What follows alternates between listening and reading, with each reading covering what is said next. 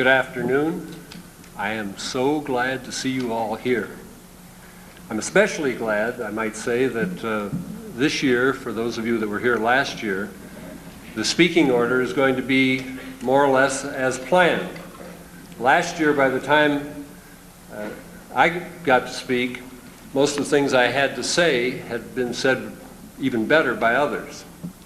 So I get the first shot at it. These are exciting times for Israel and its friends in America. Israel is preparing itself to meet the long-term challenges of defining its borders, stabilizing and/or formalizing its relations with its neighbors, refining its electoral and basic legal system, melding together its ethnic and confessional streams, and preparing its economy for relevance and viability as it approaches the 21st century. We are here to help make these things happen. The intellectual, journalistic, and diplomatic communities around the world have that little country's morals under a powerful microscope right now. So powerful that they sometimes fail to view their subject in any kind of perspective. We do, though, and we will do our best to see that other Americans have a full focus. Still, leadership support of our country for the State of Israel is stronger than ever.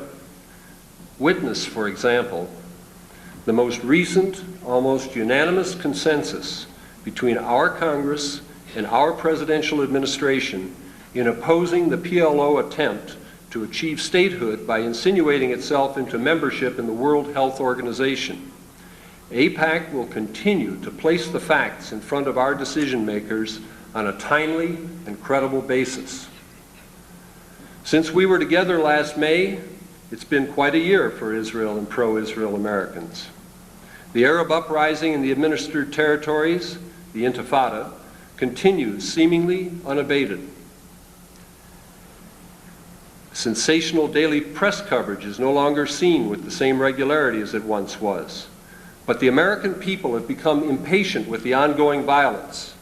And while the recent polls have shown stronger support for Israel as a friend and ally than ever before, those same polls bring home the message that Americans want to see some resolution of this dispute and the unrest which accompanies it.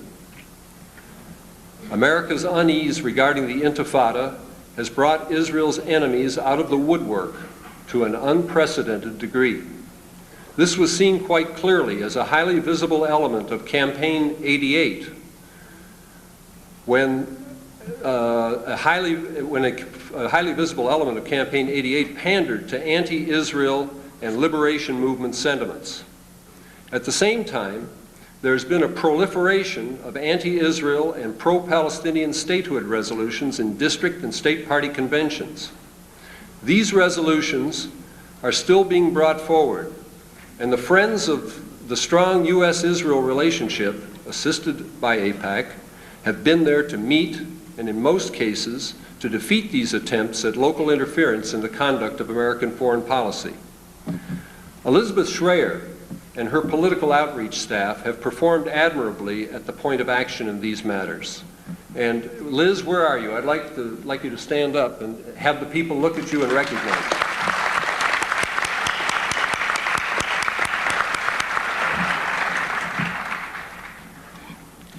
You may have noticed that during the past year, several controversial and potentially damaging issues concerning this organization were accorded considerable press coverage.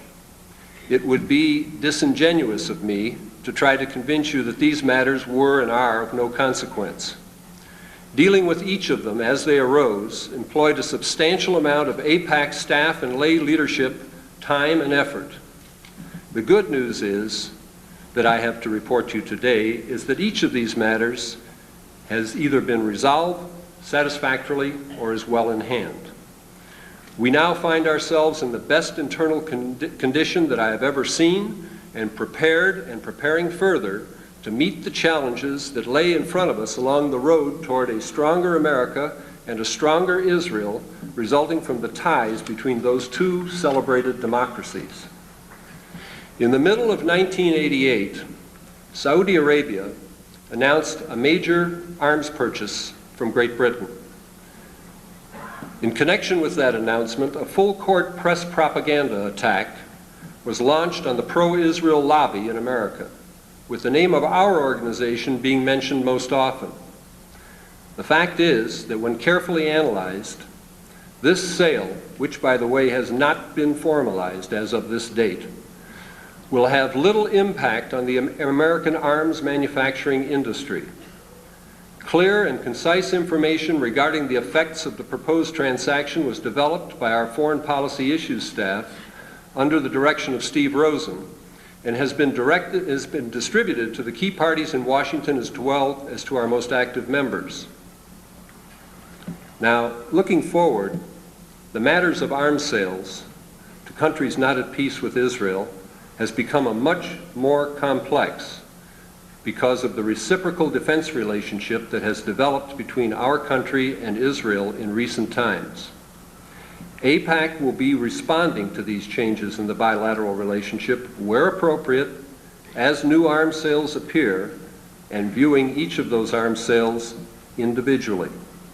As in the past, we will do our best to focus decision makers' attention on the fact that Israel's best interests in the region, that America's best interests in the region are served by truly assuring that Israel's net security edge is not eroded or withered by sales of advanced armaments to unfriendly neighboring countries. Now at this point, because this is an area that he has been so active in, and I mentioned his name, I'd like to ask Steve Rosen to stand up so that you can see him and recognize him. Is Steve here?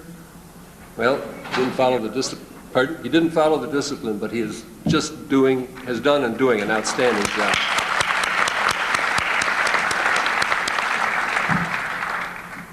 It has become clear to us that the truth about the U.S.-Israel relationship and the realities of the Intifada and other Middle Eastern events which impact upon Israel must be effectively disseminated to political opinion molders beyond Washington, D.C.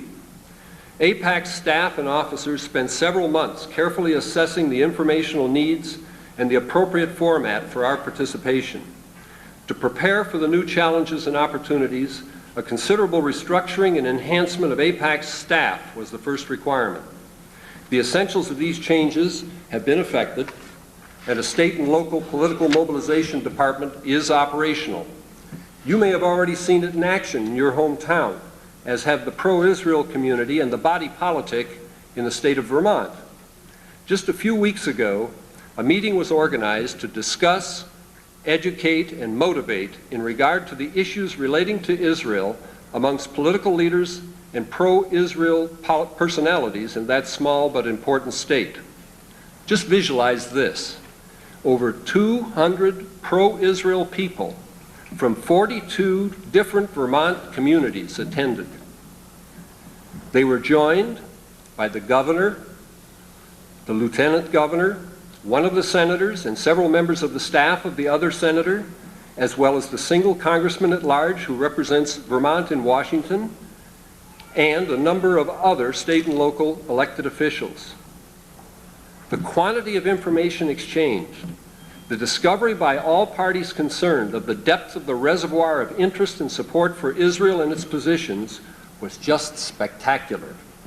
AIPAC staff specialists and lay activists want to help you organize similar events, tailored to local circumstances and with the co-sponsorship of other pro-Israel organizations in your city and your state. I expect you'll be hearing a lot more about this effort during the next couple of days and beyond. Now, the Congressional Relations Department of AIPAC has a new director, Esther Kurz. She has been with AIPAC for 7 years, is most well prepared for her responsibility, and is doing an outstanding job. And I'd like to introduce her to you, to those of you that haven't already met her, and have you see her. Esther, please, wherever you are. Thank you.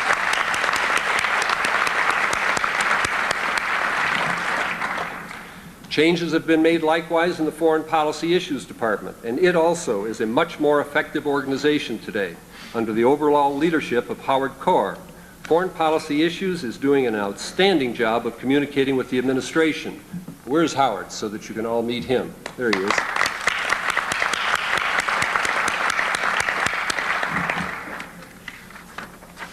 Most importantly, AIPAC staff as a group is working closely and harmoniously together and reaching out to lay activists in order to effectively meet the challenges of today and tomorrow in maintaining and strengthening the ties between our country and Israel.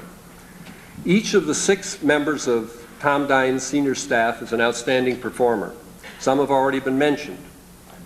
Roy Rosenbaum and his Policy and Development Department have professionalized AIPAC fundraising, boy have they ever, with great success, all in the face of the negatives which have been previously mentioned. So I think it's appropriate that you, if you haven't already, meet Roy. Roy, where are you? Please stand up.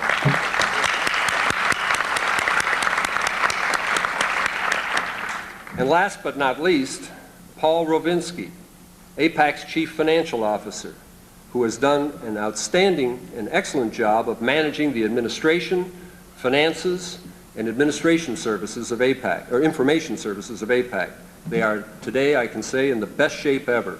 Paul, where are you? Stand up, and there he is.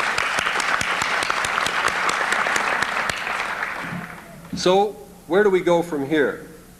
You will be hearing about it repeatedly during the next couple of days. We must carry the truth about Israel to the opinion molders in the political world where we live. That means congressmen, state legislators, county commissioners, city councilmen, political party activists, labor groups, chambers of commerce, religious groups, and all other people whose message is important to those who represent them in Washington. Israel is more than ever America's strongest and most effective ally in the Middle East, and the only functioning democracy in the area. Once again, the annual report to Congress on voting practices in the United Nations reveals that Israel supported the United States at the 1988 General Assembly 91% of the time, almost 10% more often than Great Britain, which was the next most reliable supporter. The U.S. support of Israel is as cost-effective a means of enhancing our international security as we have anywhere in the world. Protection of Israel's qualitative edge and its defense position is critical to our interests in that part of the world. Building stronger strategic and trade relations between the two countries leads to a showcase example of cooperation between allied countries. At the same time, unpleasant things are happening in the territories administered by Israel.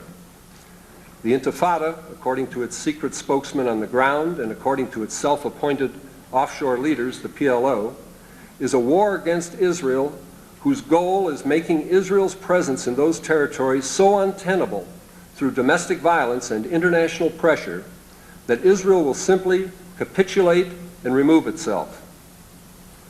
Now, this war was not initiated by Israel, but Israel must defend itself. The fact is that if the Intifada were to cease tomorrow, the harm to people would cease with it. Americans have to be reminded of that fact.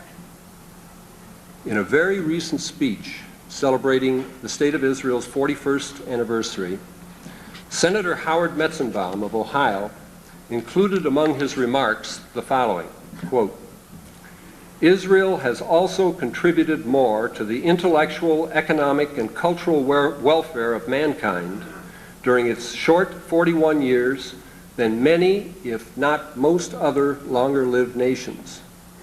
I reject the suggestions," he said, "that Israel is off on the road to repression. Repressive nations do not feel anguish about their policies. Repressive nations do not openly debate government decisions and permit vocal public protest. And repressive nations do not indict and convict their own soldiers for abuses of power. Repressive nations just do not care." He went on to say, "Israelis have had the character and the faith in political pluralism to reject totalitarian alternatives despite enormous pressure from enemies around the world." End quote. Howard Metzenbaum brought forth some powerful thoughts which we should take unto ourselves and share with our neighbors and leaders of politics and community. On the other side, Mr. Arafat and his top officials state plainly that they are seeking not the peace of compromise, but the peace of Saladin. Saladin was the Islamic military leader who defeated the Crusaders in battle, concluded an armistice with them, and then continued to make war upon them until they were driven from the land of Israel. Israel is not going to make that kind of peace with the Palestinian Arabs or anybody else.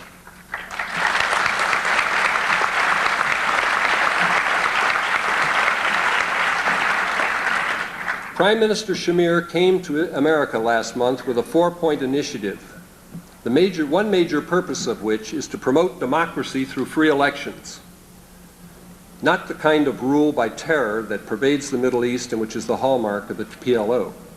Foreign Minister Arens is here with us today, waiting to come on stage just now, and Defense Minister Rabin will be with us tomorrow and Tuesday. They are carrying with them Israel's Knesset-approved program, which includes representation elections amongst the Palestinian Arabs. Those who are chosen in the proposed elections will negotiate their own future with Israel, Jordan, and possibly others.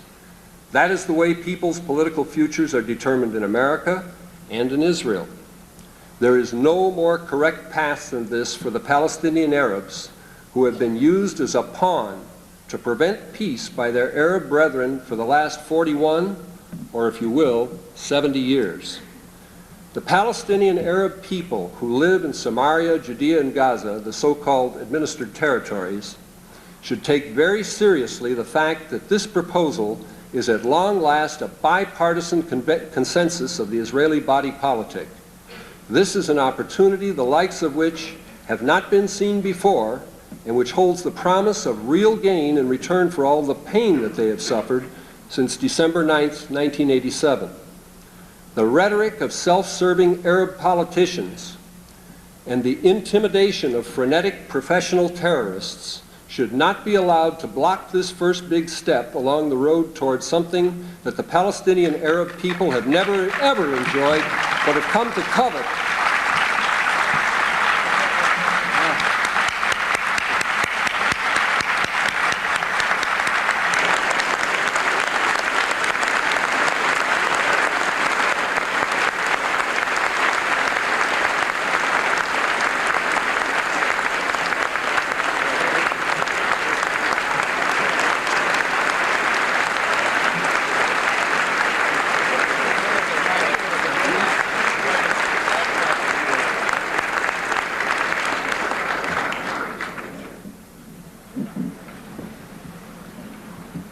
Well, Mr. Foreign Minister, you caught me at the pregnant point. Will I wait 9 months? No, about 9 seconds, I think is more like it, Bishop. I'll go back to that paragraph, which is near the end. The Palestinian Arab people who live in Samaria, Judea, and Gaza, the so-called administered territories, should take very seriously the fact that this proposal is at long last a bipartisan consensus of the Israeli body politic. This is an opportunity the likes of which have not been seen before, and which holds the promise of real gain in return for all the pain that they have suffered since December 9th, 1987. The rhetoric of self-serving Arab politicians and the intimidation of frenetic professional terrorists should not be allowed to block this first big step along the road towards something that the Palestinian Arab people have never, ever enjoyed, but have come to covet since June of 1967, democracy. You are going to be hearing a lot more about carrying this message to our fellow Americans during the next couple of days. Attend the meetings, take part in the discussions, offer to do what you can do. Not only is there a great need for your participation, but there is an unprecedented opportunity to take part in seeing that the dreams of our people are realized and the best interests of our country are served for many years into the future. Thank you.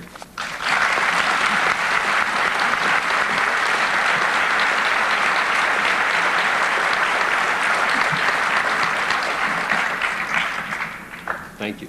Thanks very much. Now I'd like to do one more thing while I'm still here, which is to introduce some of the dignitaries who are seated out front here with us.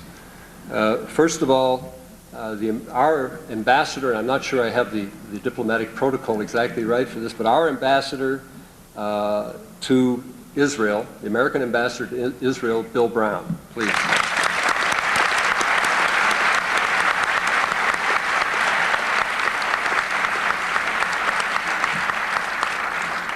And Israel's ambassador to the United States, Moshe Arad.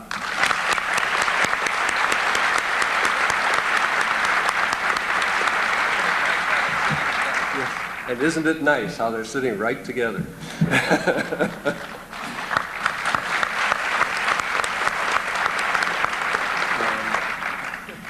Now, I'd like to introduce the officers who are seated in front of me. I hope you're all there, and because I don't have an alphabetical list. So I'll start at my left in the front with Mayor Mitchell of Mobile, Alabama, Vice President of AIPAC. Bob Reisman of Providence, Rhode Island. Charles Schusterman of Tulsa, Oklahoma. Our newest officer, attending his, I believe, his first officers meeting, Steve Grossman of Boston, Massachusetts. Michael Adler of Miami, Florida. Probably the most well-known officer of AIPAC, Rabbi Israel Miller of New York City.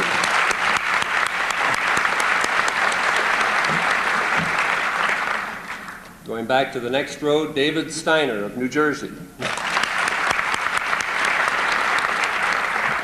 Bob Mazer of suburban Chicago, Illinois.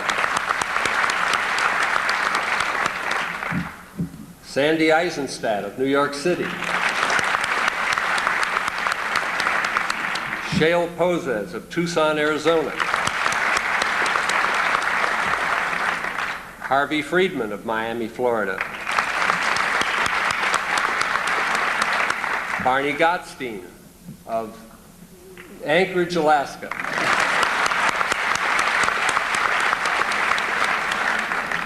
In the third row along the middle, Bernie White of Washington, D.C.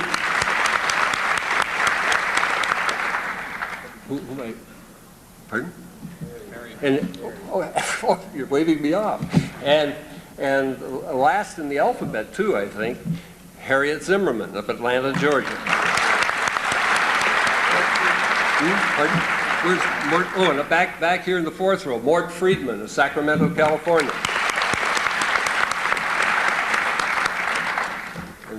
And Monty Friedkin, who has not previously been introduced, of Youngstown and Boca Raton, Florida.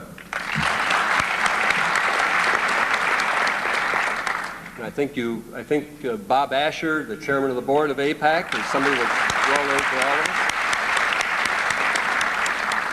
And you'll be hearing from Larry Weinberg in just a moment. Thank you very much.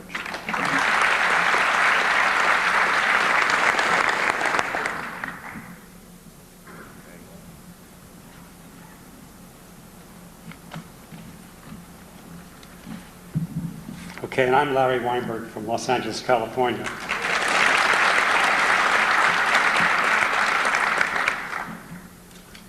It's always a great pleasure to host at our policy conference leaders of the State of Israel. This year, we're particularly honored to welcome a leader of Israel who knows us very well, a great friend of AIPAC, for his first time here as foreign minister. In the tradition of Moses, Moshe of old, who led the Jewish people from bondage to freedom, to live in peace in the promised land, so is this Moshe, a man of destiny, who went out of his way as the biblical Moshe did, coming from another land, fated to play a central and critical role in the ongoing quest of the reborn Jewish state for peace, for real peace, for peace with security. You have served the Jewish state with dedication, courage, and wisdom as engineer, teacher, politician, diplomat, and statesman. You are held in the highest respect here in Washington, both in the administration and on the Hill. Americans the country over know you through your many appearances on American television, where you have articulated Israel's positions with clarity, forthrightly, persuasively. We are especially honored that you have agreed to address our conference during these very special times. You have been discussing with our country's leaders Israel's proposal for peace, commencing with your concepts for elections in the territories. We wish you success in these endeavors, so that after more than 41 years, there will at long last emerge for the second time Arab leaders willing to sit down with Israel to start the process of working towards a secure peace for all the inhabitants of the region. And be assured that we at AIPAC will do everything we can to ensure that the U.S.-Israel relationship continues to grow stronger and broader than ever. Ladies and gentlemen, please join me in giving a warm and enthusiastic reception to Israel's Foreign Minister, the Honorable Moshe Arens.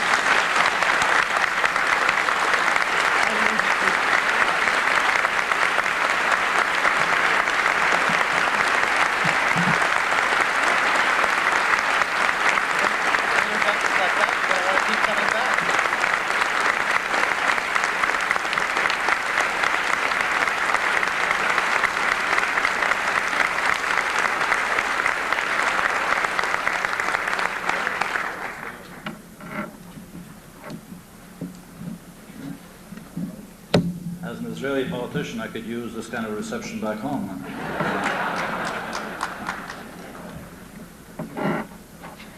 Mr. Chairman, His Excellency, the American Ambassador in Israel, William Brown, His Excellency, the Israeli Ambassador in the United States, Moshe Arad, officers and members of AIPAC, ladies and gentlemen. It is a pleasure and a very special privilege to address this policy conference of AIPAC in Washington today. I got to know AIPAC well, face to face, during my tenure as Israel's ambassador in Washington. This is now 7 years ago. And in trying times, that was the year of Israel's military operation in the Lebanon, facing significant criticism and opposition all over the place, I learned to respect and to admire AIPAC for its ability, for its talent, and for its devotion. I express my personal admiration for your efforts on behalf of the U.S.-Israeli alliance and for the people and government of Israel. I want to express our gratitude to you, AIPAC, and all its members. Israel is going through difficult times. We, and with us, Israel's supporters in the United States, are troubled. But we must not forget that there have been more difficult times. We overcame great difficulties in the past, and together we shall overcome the present crisis as well. I have no doubt about that. But in order to overcome the crisis, we must first make sure that we understand its nature. We cannot afford to let the press, stories, and television pictures distort our view of reality. The foremost fact of this reality is that Israel is situated in the Middle East and not in the Middle West. Some of our best friends seem to forget this elementary fact. The Middle East is where, until recently, Iran and Iraq fought a senseless 8-year war in which violation of the most universally accepted taboo, poison gas, was used by a signatory to the Geneva Convention. Children were kidnapped from their homes, given plastic keys to heaven, and forced to run over minefields. Cities were indiscriminately bombarded by long-range missiles, and over 1 million people were lost. The main cause of the war was a long-standing feud between the leaders of the two countries. Each called the other an infidel, a Zionist, and an agent of American imperialism. Not long before the war broke out, these two countries had signed a treaty of friendship and non-aggression. The Middle East is also where the ruler of Syria, at this very moment, deliberately and indiscriminately shells the Christian population of Beirut and northern Lebanon. He also openly supports, finances, and encourages the training of terrorist groups in the territory under his control. These groups include the one which slaughtered 250 Americans and 60 French peacekeepers in Lebanon in their barracks, the one which hijacked a TWA plane and killed an American seaman aboard, the ones which are still hiding hostages of various nationalities, and one which, to the best of our knowledge, was responsible for the bombing of Pan Am Flight 103 over Scotland. The training camps of these terrorist groups are a short commuting distance from our northern border. Ours is a region where civil wars and border wars have been raging for decades. In the Sudan, Lebanon, Yemen, Oman, Libya, Chad, and Algeria, Morocco, exacting hundreds of thousands of lives and destroying vast areas. Protests and uprisings are put down with unmatched ruthlessness. Syria destroyed much of the city of Hama and killed 20,000 people in 1 week. Iraq annihilated a Kurdish village with chemical weapons, killing over 5,000. In Saudi Arabia, the army subdued a pro-Iranian disturbance in Mecca, killing 500. In Algeria, 300 demonstrators were killed in 1 day. 3 weeks ago, a candidate for the Iranian succession urged Palestinian Arabs to hijack Western planes and kill 5 Americans, British, or French nationals for every Palestinian casualty. Obviously, he was trying to prove he is a worthy heir to his leader, who pronounced a death sentence on Salman Rushdie and who has had 2 mullahs murdered in Belgium for doubting the wisdom of that sentence. The Arab countries surrounding Israel field armies that are larger than the armies of NATO, equipped with weapon systems of Western and Soviet origin that compete with the best in the world. Syria now possesses an air force of some 600 warplanes, which include MiG-29 interceptors and Sukhoi 24 fighter bombers. These are the most modern planes the Soviets have. It also has an air defense system coordinated with the Soviet system, which is second to none. It has over 4,000 tanks, surface-to-surface missiles which can reach any city in Israel, some equipped with chemical weapons. It can field almost 750,000 troops. And there is Iraq. Iraq reorganizing its over 1 million strong army, focusing especially on improving its armored and mechanized forces and its air force. It has launched a major effort to upgrade the range of its surface-to-surface missiles. It too possesses chemical warfare, has used them in the fighting against Iran. It can field 6,000 tanks and 500 planes. Libya has acquired Sukhoi 24 bombers, which can be refueled in the air and have the range to reach Israel. And last year, Saudi Arabia signed the arms deal of the century, a 10-year, $30 billion package with the United Kingdom. It has also acquired ballistic missiles, which can reach any target in Israel from anywhere in Saudi Arabia. Israel, aided by the United States, annually invests a large proportion of its economic resources to provide for an adequate defense posture in the face of these threats, while maintaining a constant state of alert so as to ward off aggression if it were to come upon us suddenly, as it did in the Yom Kippur War. In our region, fanaticism is rampant and violence is a way of life. It is a region in which dictators rule and in which the concepts of democracy are alien and despised.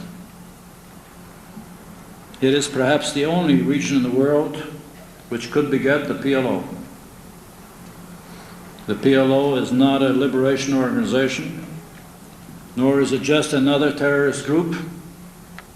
It was created by the Arab states well before there were any so-called occupied territories to serve as a spearhead in the campaign to destroy Israel. Within a few years, it became the breeder and godfather of international terrorism. It is the originator of air hijackings, of wanton attacks on school children, of taking pride in atrocities. It has trained, financed, and assisted over 24 terrorist groups throughout the world. And yet, we are told that we can civilize these terrorists by placating them, rewarding them, and talking to them. It is as if the West had forgotten all of the lessons of the 20th century. The leaders of the democracies seem to have reached the conclusion that all terrorists have to do to be accepted in polite society is not to change their ways, but to repeat a few magic words. There is an Arab saying, there are no taxes on words. And when there is no free parliament and no free press to reckon with, it cannot be too much of an effort to say one day that the PLO charter is null and void, and the next day that it is still in force. You may remember that after the Aquila Laura hijacking, Arafat's foreign minister said at a luncheon attended by the UN Secretary General that it was Mrs. Klinghoffer who killed her husband and pushed him overboard for the insurance money. After that, it cannot be too difficult for Arafat to say with a straight face that the stabbing to death of 2 elderly men in Jerusalem, one of whom was 91 years old, is not terrorism, and that anyway he always opposed terrorism. What is difficult to understand is how Western politicians and the press can nod in agreement. Among themselves, in Arabic, the PLO leaders speak a different language.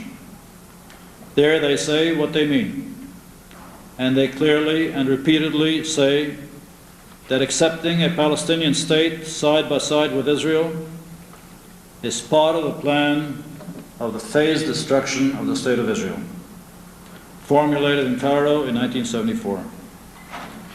The plan sees Palestinian sovereignty in any part of the country west of the Jordan as a launching pad for terrorist activities against Israel, as a base from which to incite Israeli Arabs with their identity sentiment, and as a fuse with which to ignite an all-out war between the Arab states and a dwarfed, demoralized, virtually indefensible Israel. Nor does anyone in the Arab world treat the renouncing of terrorism as anything but a semantic trick. Naif Khawatmeh, one of the terrorist chieftains who approved all of Arafat's declarations, said on April 21st, 4 months after Arafat's pronouncement in Geneva, that the PLO has agreed to increase military operations with Arafat's full approval, and indeed terrorism has not decreased. On the contrary, the seeming recognition granted the PLO by the West has given it new boldness. The Israeli army regularly intercepts terrorist gangs whose instructions are to take hostages and kill civilians. The day Arafat was paying an official visit to the President of France, PLO leaflets in Judea, Samaria, and Gaza called for settling accounts with what they call collaborators. The killing of so-called collaborators is not a new phenomenon. The word collaborator is applied to anyone who believes in the possibility of coexistence between Jews and Arabs. King Abdullah of Jordan was such a collaborator. So was President Sadat of Egypt and President-elect Bashir Jamal of Lebanon.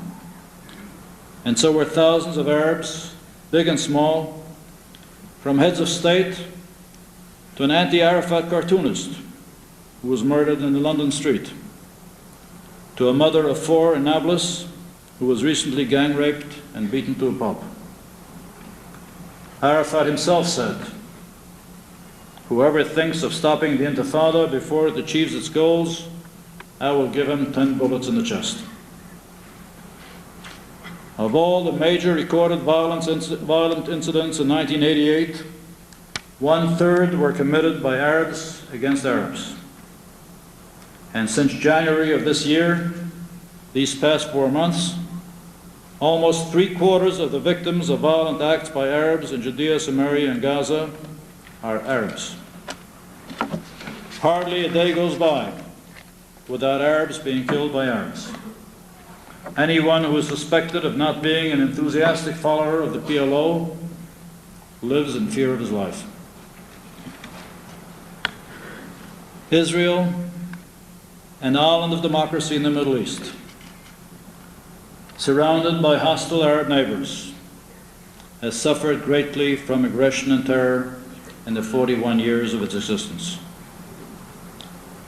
We need no urging to make peace. We pay for the absence of peace the highest price of all, the lives of our sons.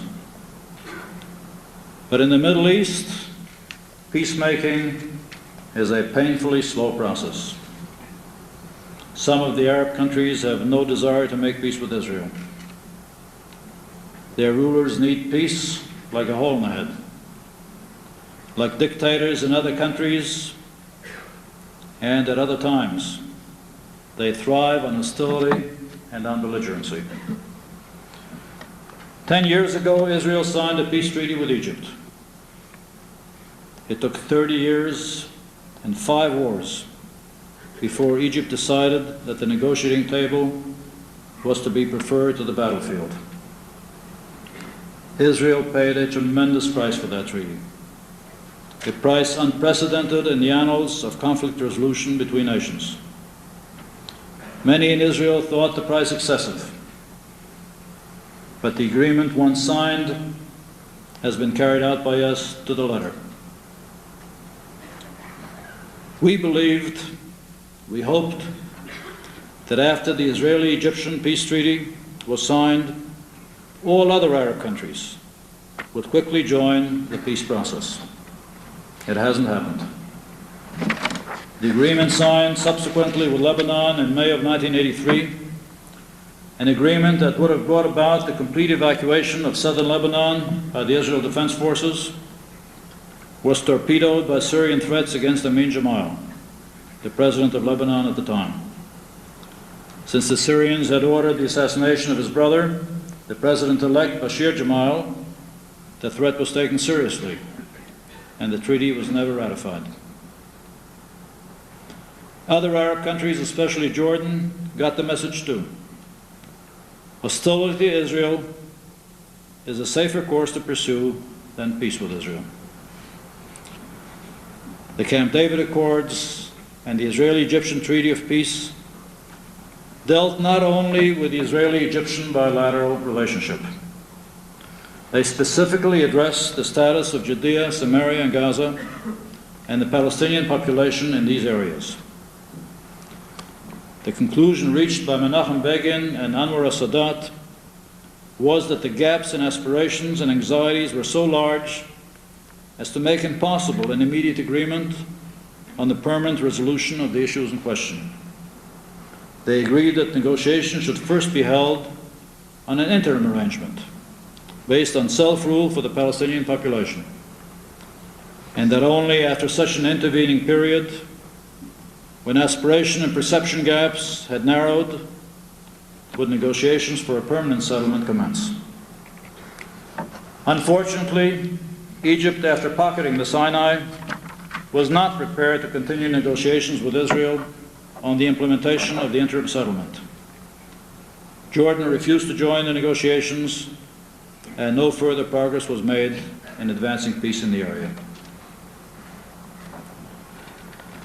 The last 18 months have seen the outbreak of brutal violence in Judea, Samaria, and Gaza, and Jerusalem, accompanied by a wide-ranging PR offensive aimed at isolating Israel, granting recognition to the PLO, and forcing Israel back to the pre-67 borders, including the evacuation of East Jerusalem.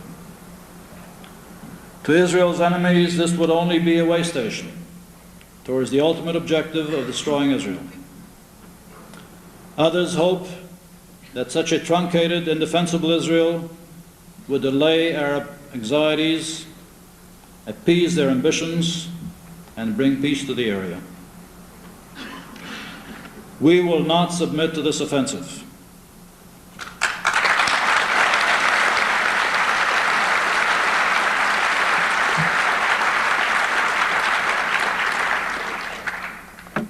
Nor will we allow it to divert us from our search for real peace.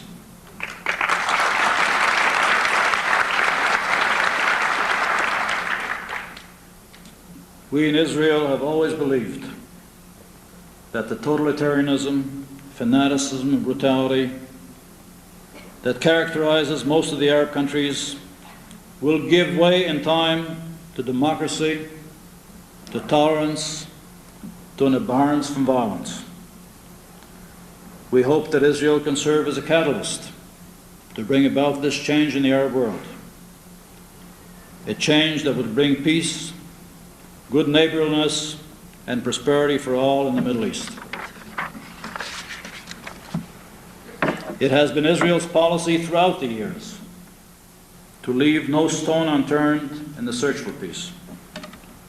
Thus, even at this difficult time, beset by violence in the streets of our cities and on the highways of our country, Israel has launched a peace initiative. The objective of this four-point initiative is to improve the atmosphere and set the stage for progress towards peace, while initiating contacts for dialogue and negotiations between Arabs and Israelis. That is the necessary condition for reaching agreements. It is not in itself sufficient if the Arab world will not show goodwill, realism, and an appreciation of Israel's rights, needs, and concerns. Agreement will be difficult. The 4 points of Israel's peace initiative are: 1, a summit meeting between the leaders of the United States, Egypt, and Israel, reaffirming their commitment to the principles embodied in the Egyptian-Israeli peace treaty and affirming their resolution to build a comprehensive peace on the foundation of the existing peace between Israel and Egypt. 2, a call to the other 20 Arab countries presently maintaining a state of war with Israel to cease hostile propaganda, economic boycott, and active belligerency, and to establish contact with Israel with a view to normalizing relationships. 3, a call to the United States to lead an international effort by the industrialized nations of the world to rehabilitate the 300,000 Palestinian refugees still languishing in refugee camps in Judea, Samaria, and Gaza. And 4, holding elections amongst the Palestinian population of Judea, Samaria, and Gaza for representatives with whom Israel will negotiate the terms of an interim settlement and eventually the terms of a permanent settlement. This is a forthcoming, forthright, and courageous peace initiative. It is the product of long and soul-searching deliberations in Israel. We have met the commitment I made during my last visit to Washington 2 months ago that Israel would launch such a peace initiative. The next move is up to Washington. This initiative can succeed if it will have the wholehearted, unqualified support of the United States. We need that support. We believe we deserve it. We believe we are entitled to it. For Israel's peace initiative to succeed, it is important that it enjoy the support of countries throughout the world and that it elicit a positive response in the Arab world. The United States can contribute greatly to that end. U.S. participation in the Tripartite Summit and in the Refugee Rehabilitation Program is an integral part of the initiative. The main thrust of Israel's peace initiative is clear. Some of its details will be defined as we go along. But we should not get bogged down in debate over these details now. That can only serve those who would like to derail the initiative. The major obstacle to progress towards peace is the PLO. It wages a daily campaign of terror amongst the Palestinian population in Judea, Samaria, and Gaza. It beats, it burns, it kills. It attempts to intimidate and cow to submission. The PLO doesn't want free elections and will do all in its power to sabotage them. The PLO doesn't want Arab countries to join the peace process and attempts to frighten them away from contact and negotiations with Israel. It should be clear that any moves that strengthen the PLO, enhance its image, or extend its recognition and legitimacy cannot possibly further the cause of peace in the Middle East.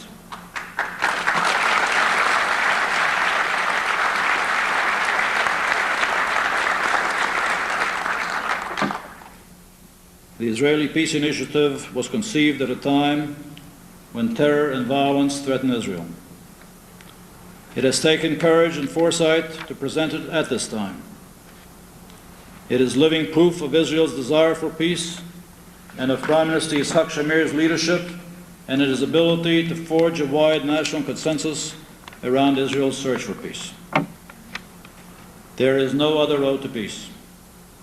International conferences and dialogues with terrorists are dead-end streets and prescriptions for an escalation in frustration, animosity, and eventually violence. Now we need America's support. I am sure that U.S. support will enlist the support of many countries around the world and can also elicit a positive response in the Arab world and turn Israel's peace initiative into an historic milestone on the road to peace in the Middle East. AIPAC can play a crucial role at this juncture. You can acquaint the leaders of America with the peace initiative. You can mobilize support for it throughout America. You can help move it from an initiative to a real movement toward peace. You can help bring peace and security to Israel. I know we can depend on you.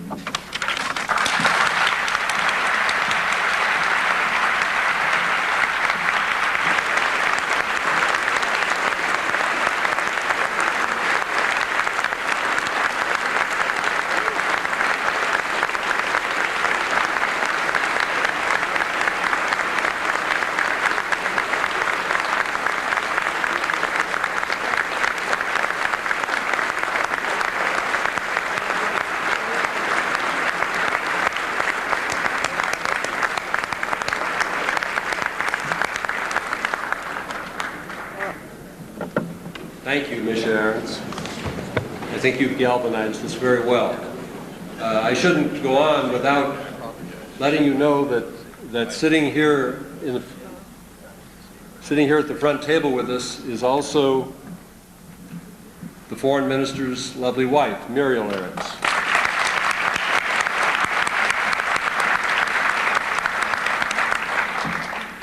And now I'd like to call on my colleague, Monty Friedkin, to introduce our next speaker.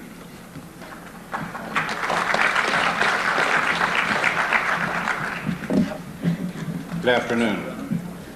Few members of Congress have garnered as much bipartisan respect from their fellow colleagues as Representative Lee Hamilton. Lee Hamilton is recognized as an expert in American foreign policy and diplomacy, a reputation he has earned as a member and leader of the House Foreign Affairs Committee.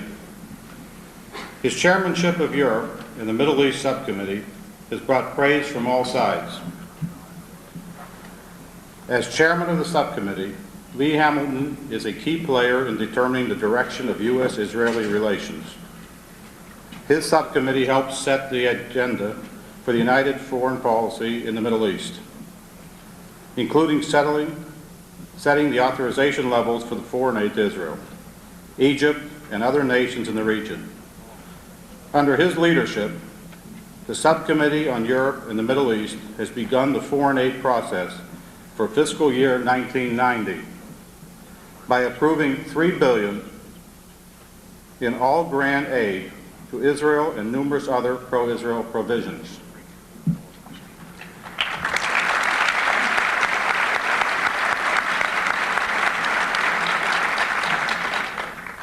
Representative Hamilton's leadership on these issues reflect his support for a strong U.S.-Israel relationship as an essential element to any Middle East peace process.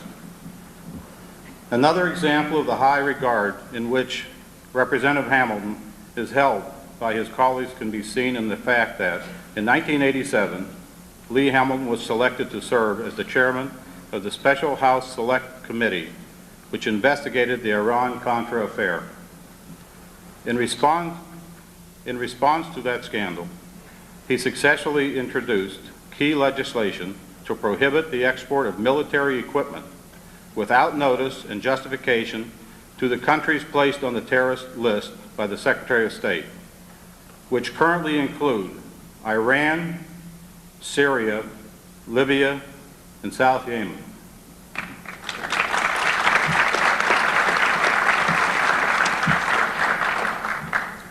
He brings great depth, intellect, and knowledge to everything he does.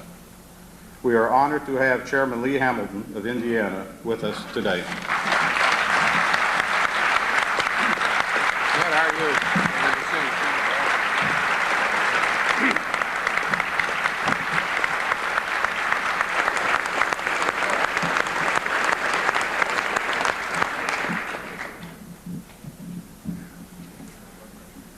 Well, good afternoon, everyone, and thank you very much for giving me the opportunity to join you this afternoon. It's a privilege to be here to talk to such a distinguished group on a topic of common concern and common challenge. And it is especially a high privilege for me to have the opportunity to be here with Foreign Minister Arens and Mrs. Arens. He carries the highest respect from all of us on Capitol Hill. We know him very well indeed, usually call him by his first name, and we're delighted to see him in Washington and with us today, and I'm pleased that I had an opportunity to hear most of his remarks in the wings. This 30th Policy Conference of the American-Israeli Public Affairs Committee will provide for all of us a useful assessment of where we are and where we want to go in the Middle East. No organization is better qualified than your own to examine these issues, and because of its strong grassroots support, which all of you reflect. Its effective work in relations with the United States Congress and policymakers over the years is remarkable indeed. Ed Levy and Tom Dine and all of your other leaders, it is a high privilege for me as a member of the Congress who takes a special interest in Middle East affairs to have an opportunity to work with AIPAC. Now, of course, the Middle East is a policy of major concern for the Congress, for the President, and for the American people. We have important strategic interests in that part of the world. We know from experience that there are few, if any, back burners in the Middle East. We have seen time and again that when the search for peace stagnates and the prospects for peace recede, then regional tensions and hostilities increase. We know that because of the rapid arms proliferation in the region, the costs of further military conflict will be staggering, both in human and in financial terms. One impression I have of the Middle East over the last several years is that the continuation of the status quo is a prescription for trouble. United States interests and the interests of Arabs and Israelis demand that we do not permit the situation to drift and wait for a more favorable environment to adopt a more active policy in the region. United States policy cannot and should not be a substitute for what the parties themselves must do. But I think you would agree with me that we have a critical role to play in trying to keep the parties focused on peace and conflict reduction. And no other country in the world is as well placed to perform that role. A new diplomatic environment is present in the region. President Bush wants to promote the resolution of regional conflicts throughout the world. All Middle East parties would like to see a more stable situation. Our friends throughout the region, including Israel, face serious internal challenges. They want some breathing space to address them. The Soviet Union is reaching out in the region, seeking to break down diplomatic barriers and expand its ties. The entire region is infirming. It's hard to predict what will happen, and whether recent changes, if they are changes, in PLO and Jordanian policy will endure. Recent events have created an opportunity for reassessment and new movement in the region. The question is, how do we use this opportunity, and what policies do we pursue? The United States policy in the Middle East has had bipartisan support for over 20 years. It has been a sound policy. It has sought to further the peace process by facilitating direct talks between the parties, supporting UN Resolution 242 as the basis for peace negotiations, maintaining a special relationship with Israel that ensures Israel's economic well-being and its regional, military, technological superiority. These policies have been tested over time. They've enjoyed more continuity and less divisiveness in the United States than our policies in many other areas of the world. They've achieved some notable successes and some disappointments. But what stands out to me is that we've consistently, over these years, sought to bring peace to the region. And I think all Americans can take a measure of pride in that. We have an opportunity now to build on the enduring elements of our Middle East policies. A significant recent change in the geopolitics of the region is the Soviet activism. We face a more assertive and a more creative Soviet diplomacy in the Middle East. The Soviets are no longer willing to link their interests in the region solely to the unpredictable states like Syria or Yemen and Libya. They want to expand their ties throughout the region. They've established relations with Kuwait, Oman, the United Arab Emirates, and the Gulf. Will probably do so with Saudi Arabia later this year. High-level Soviet diplomats are traveling with greater frequency in the region. Foreign Minister Shevardnadze recently visited 5 countries, and earlier this year he met with Foreign Minister Arens in Cairo. Moscow is showing some flexibility on how peace talks might be organized. They've had increasingly frequent contacts with Israeli leaders, exchanged consular delegations. Some type of formal relationship could develop. Some evidence suggests that the Soviets have pressured the Syrians and the Palestinian allies to modify their positions to be less resistant to regional peace efforts. Contacts between Israel and Eastern Europe have proliferated, even East Germany and Czechoslovakia are showing signs of moderation towards Israel. Now, our interest in that improved U.S.-Soviet dialogue is directed toward the advancement of peace in the Middle East. We must, as Secretary Baker did in Moscow this week, explore and test Soviet intentions in the region, seeking areas of cooperation and common interests. We do not, however, want to push friendly states into Soviet arms.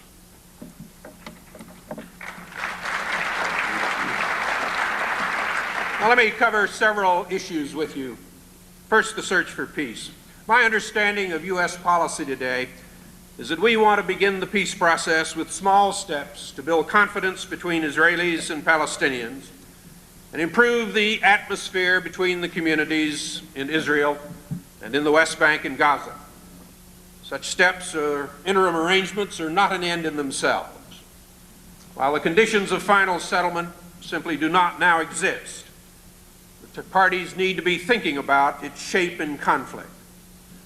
Solutions which appear impossible today may yet become possible after Israelis and Palestinians have learned to live side by side in dignity.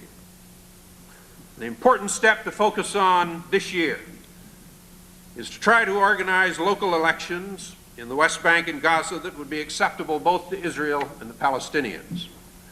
And I commend that plan that Foreign Minister Arens set forth in the four-point plan just a moment ago.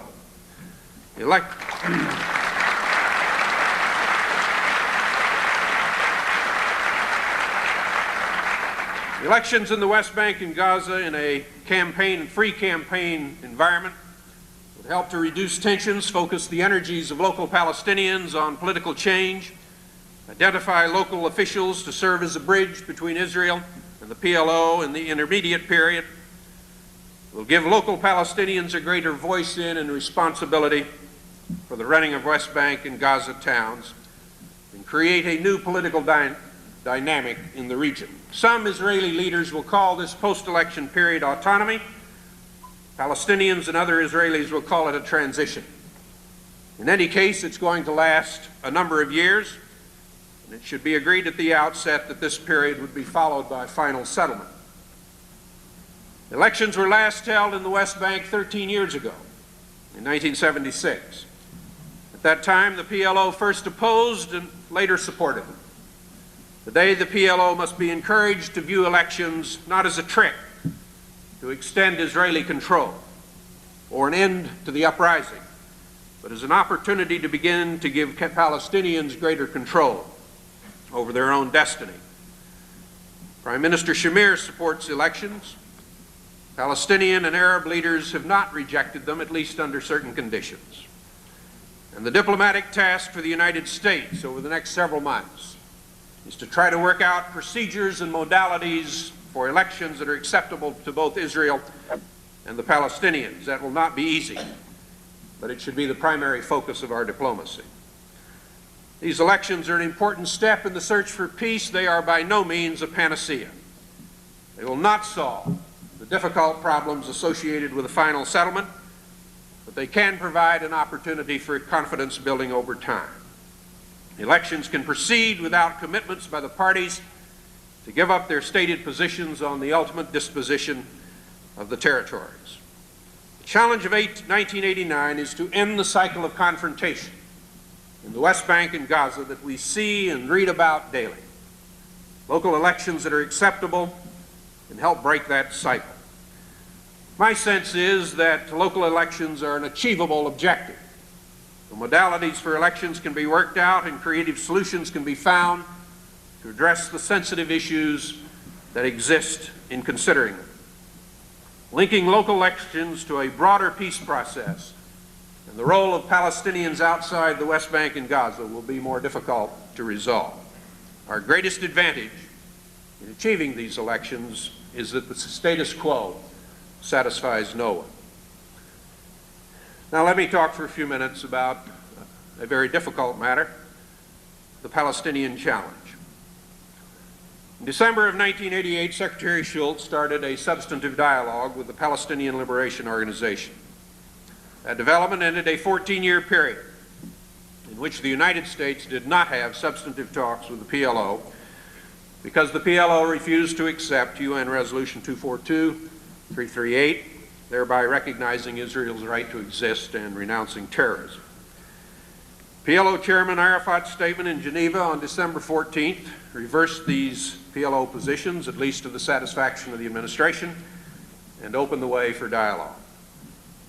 The U.S. decision to open the talks has been accepted, but it is not popular with many Americans. Nonetheless, the polls indicate a majority of Americans support talks with the PLO. To be sure, the PLO's new policies will have to be tested over time.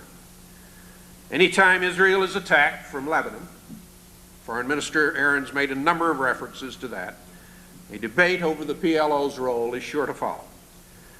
Since the U.S. dialogue with the PLO began, we've held 2 formal meetings and several informal discussions. The informal sessions have been between our ambassador in Tunis and the PLO representative in Tunisia. The stated purpose of this dialogue has been to hold the PLO to its December 1988 statements and positions and to use the dialogue to promote the search for peace. Prior to March, most of our discussions focused on the statements of PLO officials and the incursions of Palestinians into Israel. Since then, other issues have been discussed, including election proposals. The dialogue is continuous and fragile. It is likely to remain so until there is greater homogeneity in the PLO. Since the dialogue started, it has broadened a little. We now raise our concerns effectively and quickly. In the present circumstances, it is appropriate that Tunis remains the official point of contact with the PLO. We have a long agenda to discuss with the PLO, to urge the PLO leadership to use its influence to stop terrorism by fringe groups.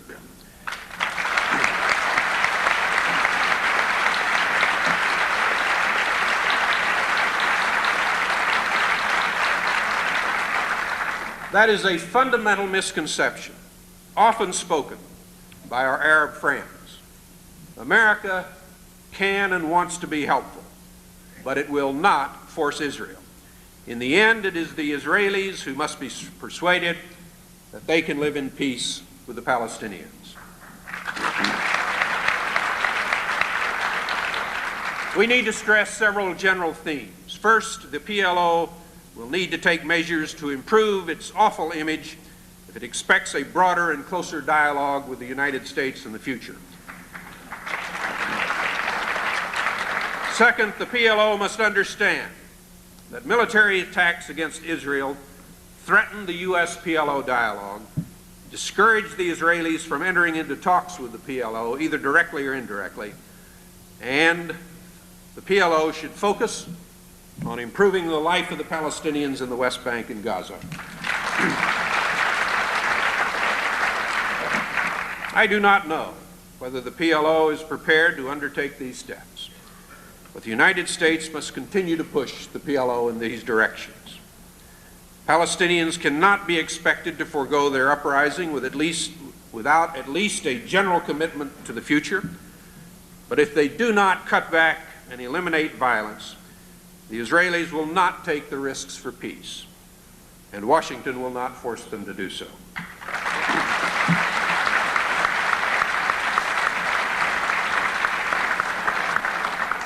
Let me cover one other area quickly and then conclude with a few observations about the Congress and Israel. Another critical policy challenge is how to deal with the proliferation of these deadly weapons in the region. I don't need to elaborate on that for you. It's potentially very destabilizing to the region. More than 8 nations now have, or will soon have, long-range surface-to-surface missiles. Several of these states are acquiring development and production capabilities. But Christian chemical weapons also pose a serious challenge as well. I think an initiative by the United States is necessary to try to deal with these problems.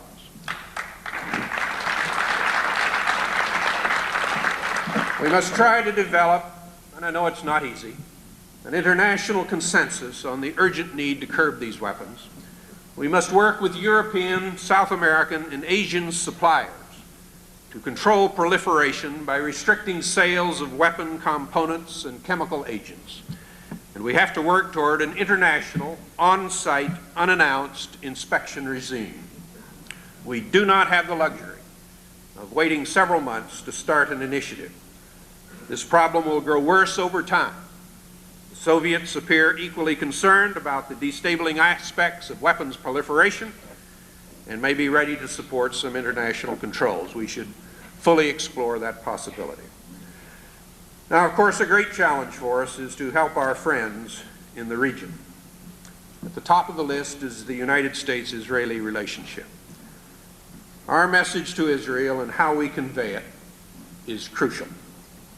Israel needs our steady hand and our constant support. This fiscal year, 1990, $3 billion U.S. assistance program for Israel is now in the process of being approved by the Congress.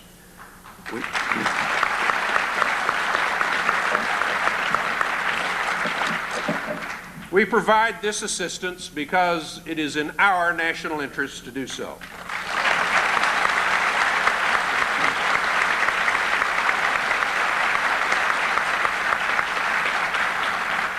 It is provided to a democratic friend and a reliable ally to help Israel maintain its economic recovery and, of course, to advance the search for peace. U.S. assistance to Israel should not be conditioned. As with all good relationships,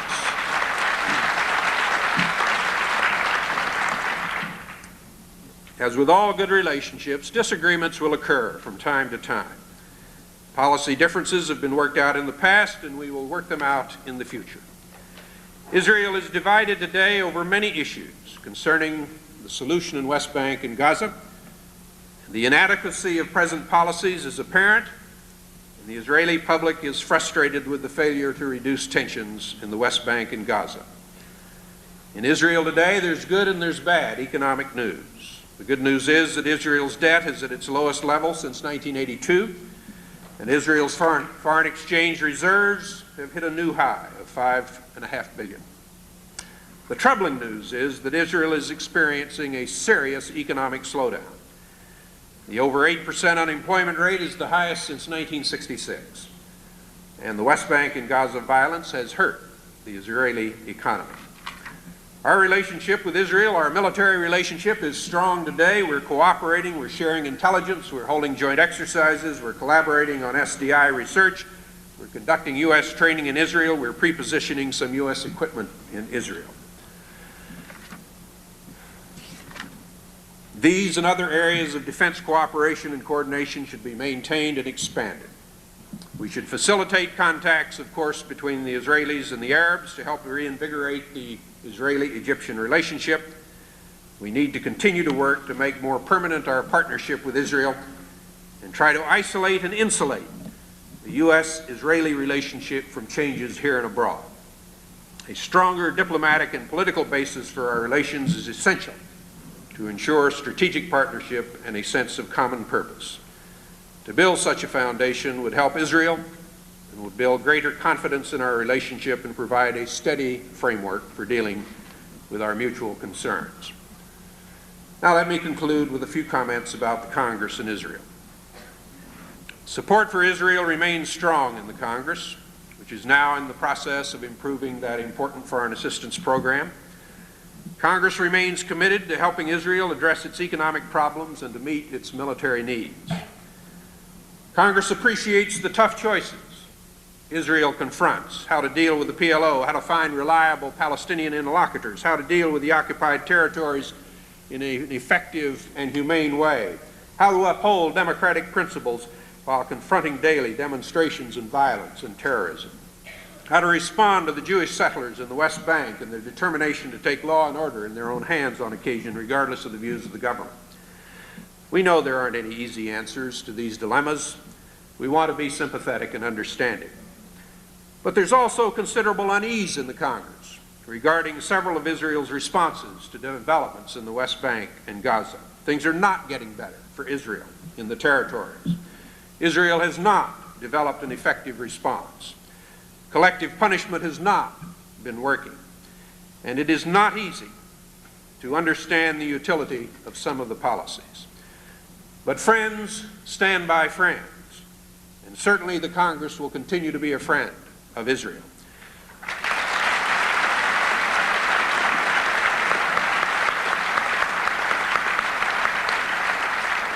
I believe the United States should help press ahead with the search for peace. No real progress in the Middle East is likely, in my view, without U.S. leadership. It is often suggested that there is no such thing as an optimist in the Middle East. That may be true, but I suggest that we can be proud of our long involvement in this region and of the progress in the peace process which we have helped achieve. Our leaders have, over the years, logged many miles in the region in the search for peace. We have had our share of disappointments. Some suggest that we pay less attention to the Middle East or sit back and wait for the views of contending parties to coalesce or for their differences to narrow. My view is that the status quo between the Arabs and Israelis is not working. It is not viable. It is dangerous. Progress in recent years and changes in the attitudes of key players in the Middle East have helped create a new diplomatic environment in the region. The opportunities today are greater than ever before, and so are the risks for doing nothing. We simply must keep trying to exploit the new opportunities and to make further progress in the search for peace. Thank you very much.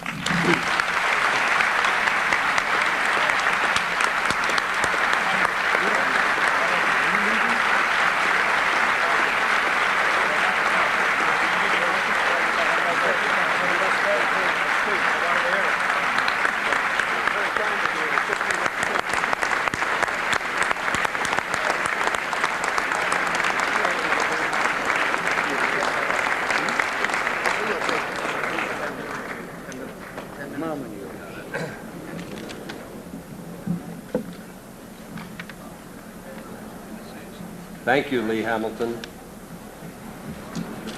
Thanks for sharing your extensive knowledge of these issues with us, and thanks for sharing your intellectuality and your eloquence with us. You certainly have your own way of approaching these things.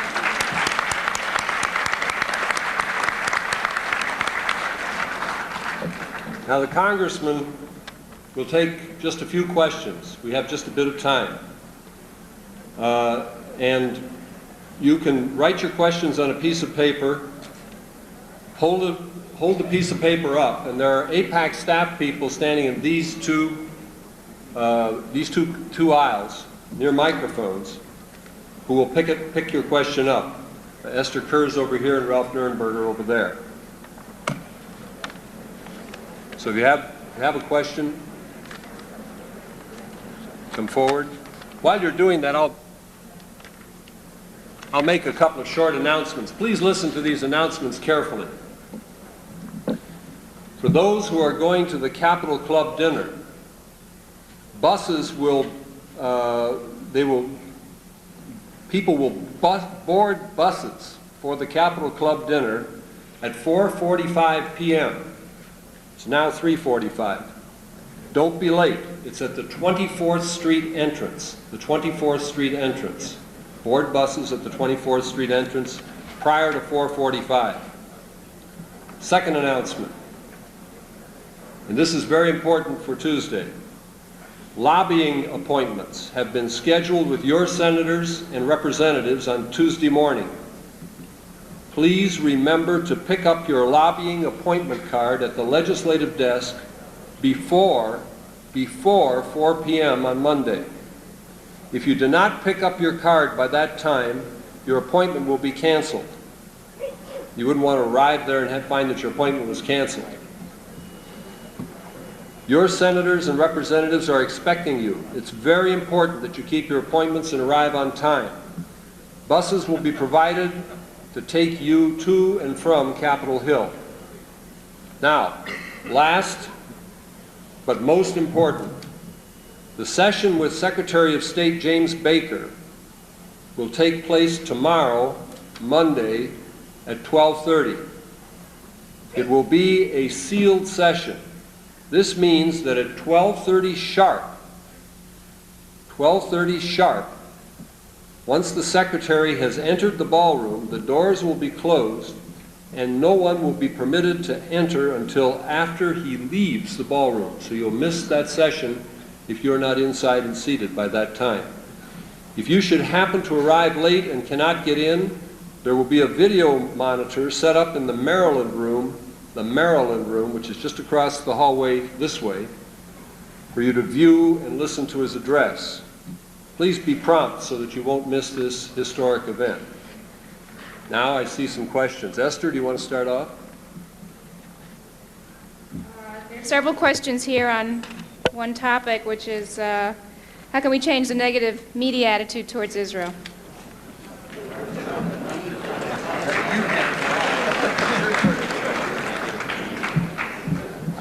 I'm not sure that I'm any kind of an expert on how to change the media's attitude. I think the foreign minister gave us a good illustration of it, though.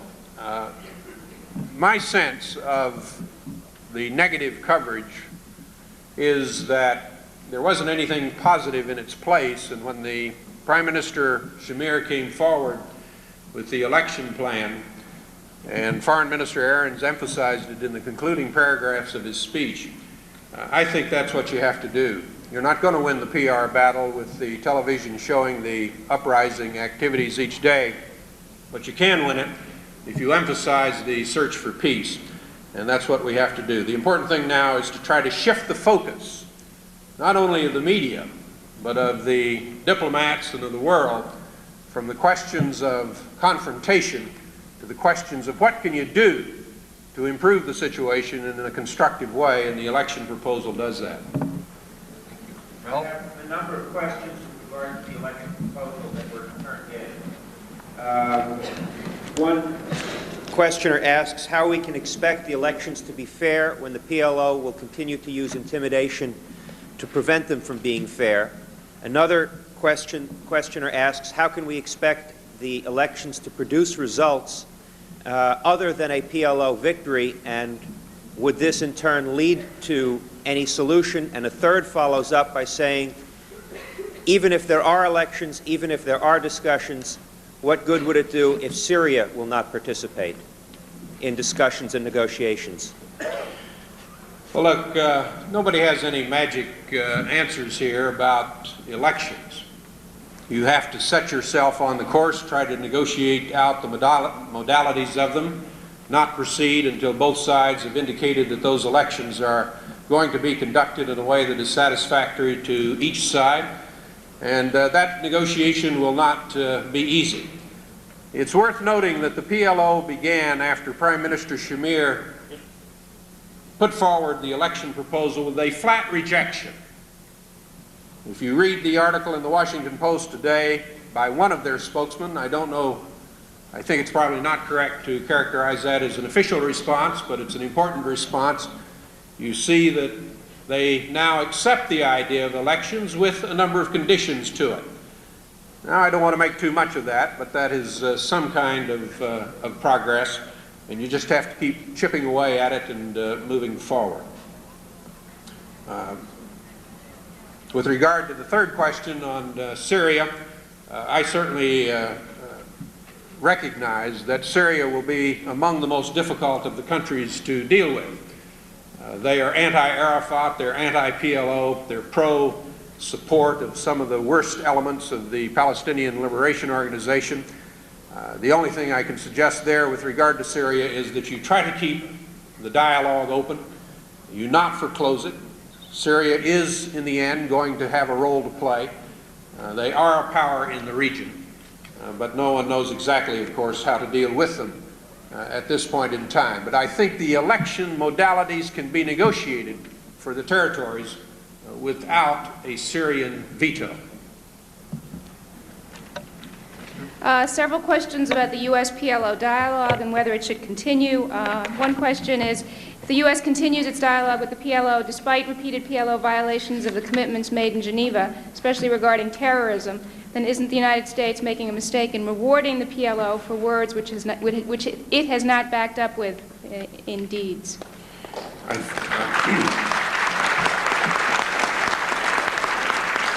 United States has to be exceedingly careful in monitoring the activities of the PLO.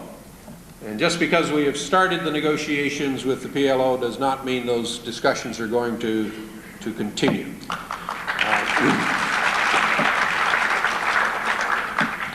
It is also important to remember that the PLO is not a monolithic organization, that there are elements of it that did not agree with Arafat's decision, that he does have trouble controlling those elements, and we have to recognize that. But as I said in my remarks, the PLO simply must understand that to the degree that they commit acts of terrorism and violence, they're going to undercut that U.S. dialogue, and they are certainly not going to encourage the Israelis to further advance the peace process.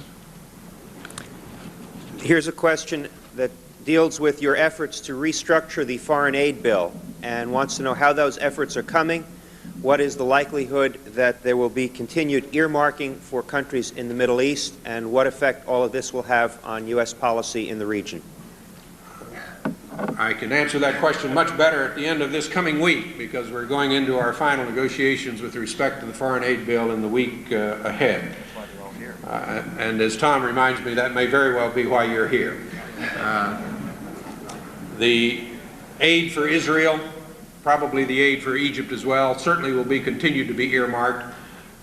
The task force negotiations are moving forward, and it's very hard to generalize or to characterize the results of that task force now. One of the things I've appreciated incidentally about AIPAC is that your interest in the foreign assistance program extends far beyond the Middle East.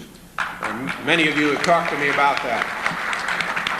And all of us want to see, quite apart from the Middle East, a more effective foreign aid program. We want it more effective in the Middle East as well.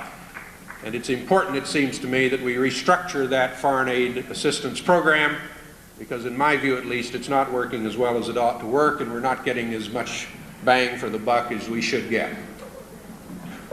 Several questions on arms sales, conventional arms transfers. What can the U.S. do to build an international consensus against the sales of conventional arms to the Middle East? And do you support the sale of advanced fighter aircraft to Saudi Arabia? I do not support the sale of advanced fighter aircraft to Saudi Arabia.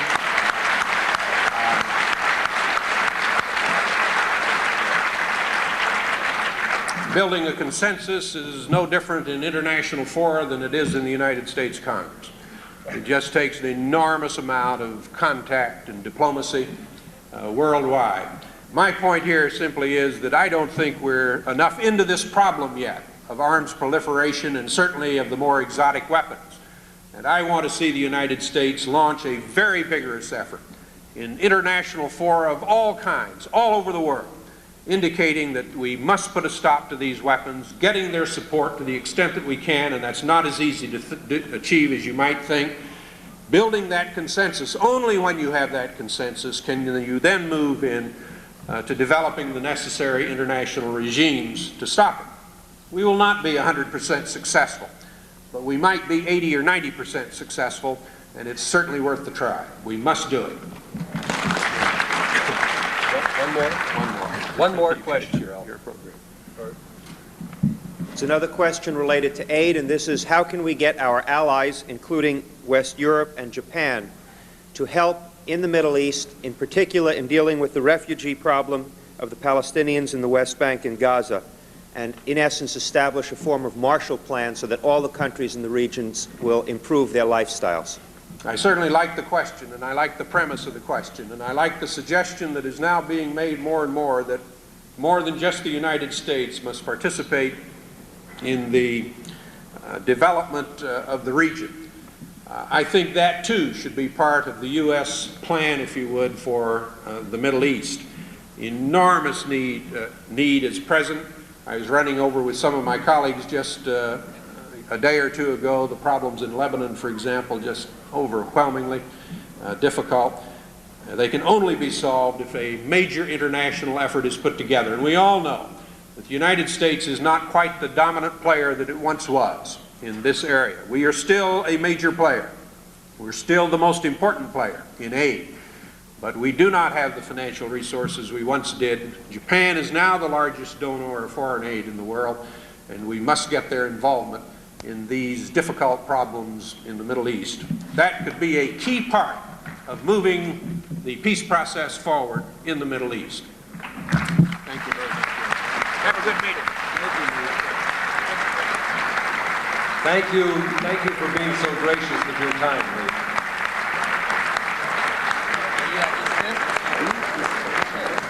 And now, we are adjourned for the afternoon, till this evening.